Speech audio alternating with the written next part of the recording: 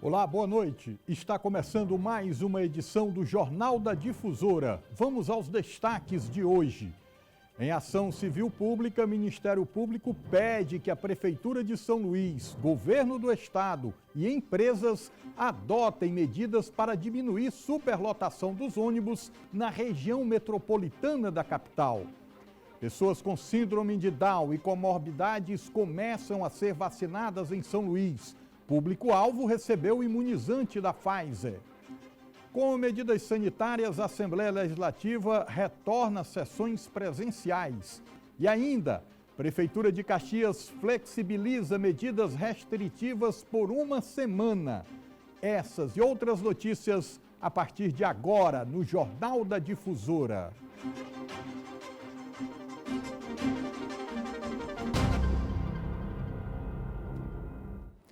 O Ministério Público do Maranhão entrou com uma ação na Justiça para que o município adote medidas para que diminua a lotação dentro do transporte coletivo na capital. Frota reduzida em plena pandemia. É a situação que o Sindicato dos Rodoviários denunciou ao Ministério Público do Maranhão. De acordo com o presidente da entidade, foram 2 meses colhendo provas do descumprimento de medidas restritivas no enfrentamento à Covid-19. E além de descumprirem, a população está pagando cara, porque eles reduziram quase 80% das frotas. Isso aí o povo está aí para dizer. As pessoas estão acabando dormindo dentro dos terminais à noite, porque não tem o transporte digno, com segurança para ir embora. Na hora da pressa, com poucas opções, o passageiro se submete à lotação acima do permitido. Passa mais de 1 hora aí, gente esperando, o pessoal está na parada esperando, quando o ônibus vem, todo mundo tem que ir embora. Aí aglomera. Dentro do ônibus é praticamente impossível cumprir o distanciamento social. O tempo de esperar na parada ia ser menor, a gente vai pegar ônibus menos lotados, então vai ficar mais tranquilo. Se tivesse esse tipo de controle. Até demora, parece que demorou mais depois da pandemia. A 18ª Promotoria de Justiça Especializada de Defesa da Saúde de São Luís ingressou com ação civil pública e requer que os ônibus disponíveis em São Luís e nas rotas intermunicipais sejam colocados em operação.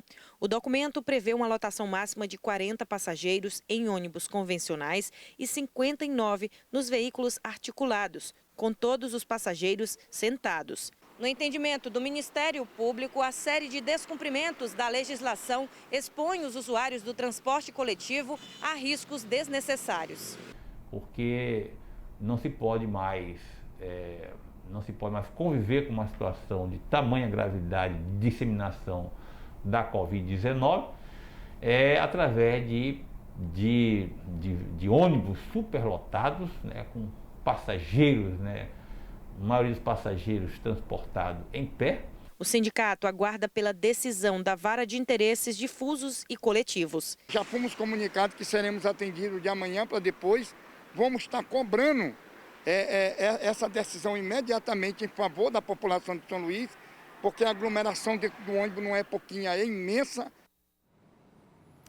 E pessoas com síndrome de Down e comorbidades começaram a ser vacinadas hoje na capital. O repórter Eduardo Ericeira tem a informação.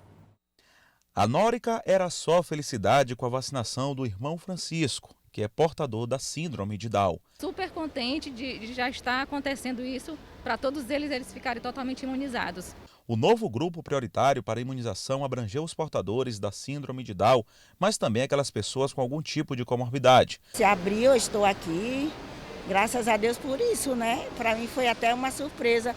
Gestantes e puérperas, aquelas mulheres que tiveram filho nos últimos 45 dias e que também têm comorbidade, podem se vacinar, em qualquer faixa etária. Para as outras pessoas com algum tipo de comorbidade, o público atendido está na faixa etária de 55 a 59 anos de idade. A vacinação das pessoas com comorbidades, as pessoas com síndrome de Down, as gestantes e puérperas, né, que tenham comorbidades também. Está sendo utilizada a vacina da Pfizer e por uma, inclusive, recomendação da própria fabricante, a gente vai utilizá-la em ponto exclusivo. E esse ponto que escolhemos para ser exclusivo para a utilização da vacina da Pfizer foi aqui no Multicenter Sebrae. Nos outros pontos de vacinação, nos 2 sistemas Drive, tanto no campus da UFMA quanto no espaço reserva, além do outro centro municipal de vacinação, também no campus da Universidade Federal do Maranhão, ficou destinado para aquelas pessoas que devem retornar para tomar a segunda dose das vacinas. O secretário confirmou que o planejamento é refeito pensando na inclusão de novos grupos na campanha de imunização e na disponibilidade de mais doses de vacinas. Quanto mais doses vão chegando, a gente possa avançar na vacinação, chamar mais público, chamar mais gente. Essa vai ser a maneira da gente se livrar da Covid-19.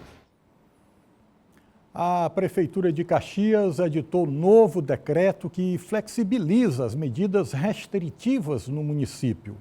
O novo decreto, publicado neste domingo, tem validade apenas por uma semana, segue até dia 9. Diferente do decreto anterior, as medidas estão bem mais flexíveis. O funcionamento do mercado central e supermercados é permitido com 50% de ocupação, mantendo controle na entrada. Bares, restaurantes e similares também têm permissão para funcionar, mas com atendimento até às 22 horas e com o mesmo percentual de ocupação. Apenas 4 pessoas por mesa. Segue a liberação para os estabelecimentos religiosos e academias. Está autorizado também o retorno do atendimento presencial dos órgãos vinculados à Prefeitura, com ocupação de 25%. As aulas nas escolas e instituições da rede privada seguem com permissão para continuar funcionando com 50% de ocupação. Os órgãos do Estado, como Procon, Viva Cidadão e Corém, também retornaram com atendimento presencial no shopping. A flexibilidade do novo decreto também permitiu o retorno das atividades dos cinemas. Aqui em Caxias já existe uma previsão para o retorno do funcionamento ainda esta semana, com ocupação máxima de 50%, observadas as medidas sanitárias. Tem a disponibilidade de álcool em gel, também distanciamento entre as cadeiras, tudo para proporcionar a melhor qualidade de serviço, respeitando as medidas de segurança e saúde também. Ficou suspensa apenas a autorização para a realização de eventos públicos e privados, bem como aulas presenciais nas escolas e instituições das redes estadual e municipal. Então vamos aos números da pandemia aqui no estado, dados divulgados pela Secretaria de Estado da Saúde. Acompanhe comigo na tela. Totais de casos, 268.997. Novos casos, 981. Ativos, 20.568. Recuperados, 241.026. Óbitos totais no Maranhão, 7.403. Óbitos em 24 horas, 37. E você que nos acompanha ao vivo pelo Facebook, deixa aí o seu comentário, interaja com a gente. E logo mais, polícia faz buscas para encontrar suspeito de assassinar ex-companheira em Passo do Lumiar. O Jornal da Difusora vai para o intervalo, com imagens ao vivo da Avenida Beira-Mar, em São Luís. A gente volta em instantes.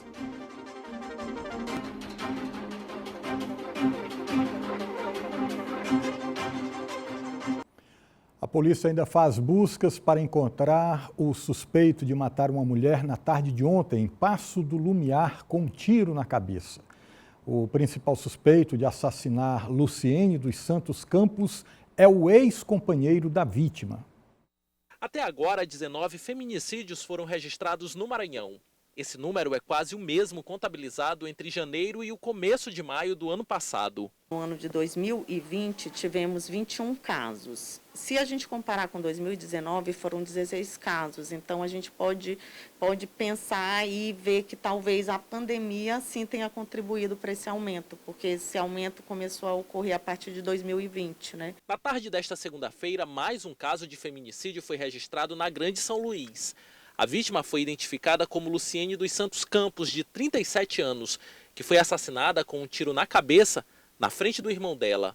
O disparo foi efetuado pelo ex-companheiro, que não aceitava o término do relacionamento. Marcou um encontro, ligou marcando o encontro, dizendo que pretendia pagar uma quantia em dinheiro que ele devia para ela. Ela foi até o local acompanhada do irmão, justamente porque tinha medo dele, né, para tentar se proteger. Chegando lá, ele a puxou pelo cabelo e efetuou um tiro contra a sua cabeça, a queima-roupa. O irmão ainda tentou defender a irmã, tentou intervir, mas também foi ameaçado de morte. De acordo com relatos de familiares, a vítima, em outras ocasiões, já havia sido ameaçada e até agredida fisicamente pelo ex-companheiro, o autor desse crime. Sempre que se encontrava com o autor do crime, voltava para casa machucada e dizia que tinha caído, que tinha sido um acidente. A família desconfiava, né? Ela não teve coragem de denunciar, não teve forças. Não cabe a ninguém julgar o comportamento dessa mulher e de nenhuma mulher que sofre violência, e sim ouvir, acolher, tentar estimular essa mulher a denunciar.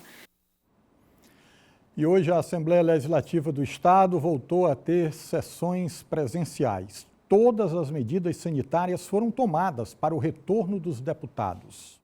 Com a retomada das sessões na Assembleia de forma híbrida, os discursos voltaram em plenário. O primeiro parlamentar a ocupar a tribuna na sessão desta terça foi o deputado Roberto Costa. Ele destacou os auxílios emergenciais e programas sociais que vêm sendo desenvolvidos pelo governo do estado, muitos desses projetos aprovados na Assembleia. Nós conseguimos adquirir cestas básicas para doação para as comunidades que estão passando por grandes dificuldades no Maranhão, né? Nós estamos entregando cesta lá no município também de Buriti Bravo, vamos entregar em Alcântara, Cedral. O deputado Marco Aurélio, que também é professor, ressaltou as obras educacionais inauguradas e anunciadas recentemente. 24 obras educacionais, cada uma com o seu alcance social, cada uma com a renovação da história daquela unidade escolar. A reforma, a reconstrução, todas com o seu significado. O deputado Wellington do Curso chamou a atenção para uma denúncia grave: a suposta atuação de jagunços no povoado Riacho Grande, no município de Mirador, no interior do Maranhão. No local, segundo o parlamentar, moram 90 famílias. Estamos reformulando a denúncia para a Secretaria de Meio Ambiente, para o IBAMA, para que fiscalize. Estão desmatando, estão destruindo a vegetação sem autorização de ninguém, cometendo crime. Então a população do povoado Riacho Grande não está sozinha. No grande expediente, a pandemia voltou a ser pauta, com a votação de requerimentos e aprovação de notas de pesar solicitadas pelos parlamentares a vítimas da Covid-19. Ao final, o presidente da Assembleia demonstrou satisfação do retorno às atividades no Legislativo Estadual de forma híbrida. É razão de alegria para nós podermos retomar as sessões presenciais, que, claro, elas são muito mais vivas e muito mais produtivas, tendo em vista que os deputados estão aqui e os debates podem acontecer de forma mais efetiva do que nas sessões remotas. A sessão desta terça durou cerca de 1 hora e 30 minutos, com boa participação dos parlamentares que compõem a Casa Legislativa. Foram mais de 20 assinaturas de participação em plenário e outros 12 deputados que participaram de forma remota. A próxima sessão na Assembleia Legislativa acontece nesta quarta-feira. Daqui a pouco, as novas regras para o transporte de crianças em veículos. O Jornal da Difusora vai para um rápido intervalo. Até já.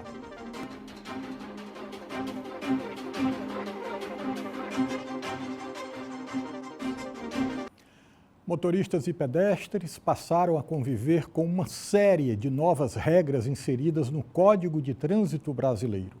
Entre as mudanças está o transporte de crianças em veículo particular. Emanuel tem 9 anos. Ele tem 1,36 m de altura. Não tem idade e nem tamanho para circular pela cidade sem estar no assento de elevação. Estas regras fazem parte das mais de 50 alterações no Código de Trânsito Brasileiro, aprovadas pelo Congresso Nacional. Apesar do Emanuel ser resistente, né, porque ele nunca gostou, desde pequeno ele sempre resistiu ao cinto, mas eu insisto, né, porque além de eu correr o risco de ser multada, posso correr o risco de frear bruscamente e ele chegar a se acidentar. Pelas novas regras, bebês de até 1 ano ou até 13 quilos devem ser transportados no bebê conforto ou poltrona reversível, independentemente do dispositivo. Ele deve ser colocado no banco traseiro e virado para o vidro de trás do carro. De 1 até 4 anos, a regra é colocá-los em uma poltrona reversível, de acordo com o peso e altura da criança, ainda no banco de trás do carro. No entanto, ela deve estar virada para frente, no mesmo sentido que o banco dos pais. De 4 a 7 anos e meio, nesta faixa etária, o dispositivo muda. A criança deve ser transportada com um assento de elevação, apenas no banco de trás do carro e com um cinto de segurança de 3 pontos. A partir da nova lei, um assento de elevação deve ser aplicado para crianças até 10 anos de idade, que ainda não atingiram 1,45 m de altura. Com essas novas regras, a gente tem que ficar mais atento, porque a gente estava acostumado de uma forma e agora mudou. E, para a segurança, infelizmente, a gente precisa entrar aí na adaptação. Para viagens de motos, as regras ficaram mais rígidas. A nova lei de trânsito aumentou o limite de idade das crianças que podem ser levadas em motocicletas, motonetas e ciclomotores, de 7 para 10 anos. Além da idade, é necessário ter certeza que a criança consegue se segurar de maneira adequada durante a viagem. Pela segurança, porque se você cair, você pode, infelizmente, ser fatal ali. Obviamente que no carro também pode, mas a probabilidade é muito menor. E aí, dentro do carro também existe, né, a cadeirinha com cinto de segurança, já é uma coisa mais, né, tem uma proteção muito maior. No próximo dia 20 de junho, a Vara da Família Imperatriz vai estar realizando o primeiro casamento comunitário online do Maranhão. Em Imperatriz, os tradicionais casamentos comunitários são realizados há muitos anos, mas por causa da pandemia, esses eventos estavam suspensos há mais de um ano. Agora, a Vara da Família local decidiu retomar o projeto e fará uma celebração especial dia 20 de junho. Será o primeiro casamento comunitário online do Maranhão. De modo que os noivos não precisarão ir ao cartório, não precisarão vir ao fórum, não haverá nenhuma forma de aglomeração, né? Então, inclusive, no dia do casamento, para você ter uma ideia, os noivos vão ficar em suas casas, os juízes nos lugares determinados, e aí eles irão abrir um link que nós vamos fornecer, e o casamento será feito por esse link. Essa edição do casamento será para 100 casais e as inscrições são pela internet, no site do Tribunal de Justiça do Maranhão ou pelas redes sociais do Fórum de Imperatriz. A inscrição vai ser do dia 3 ao dia 14 deste mês de maio. O casamento está marcado no dia 20 de junho, que vai ser um domingo, às 8h30 da manhã. Então, daqui para lá, nós vamos tentar corrigir eventuais falhas e erros, porque isso é inédito. Por causa da pandemia, essa edição do casamento comunitário aqui na cidade será totalmente diferente. Uma ação inédita promovida pelo Fórum de Justiça aqui em Imperatriz. Essa novidade para nós no casamento é uma expectativa imensa que nós estamos... É que cada dia, cada semana, a gente tem uma equipe que reúne para tratar de demandas do casamento, demandas de documento, demandas de todas as situações. O Jornal da Difusora fica por aqui com imagens ao vivo da Igreja da Sé. Obrigado pela audiência, boa noite e até amanhã.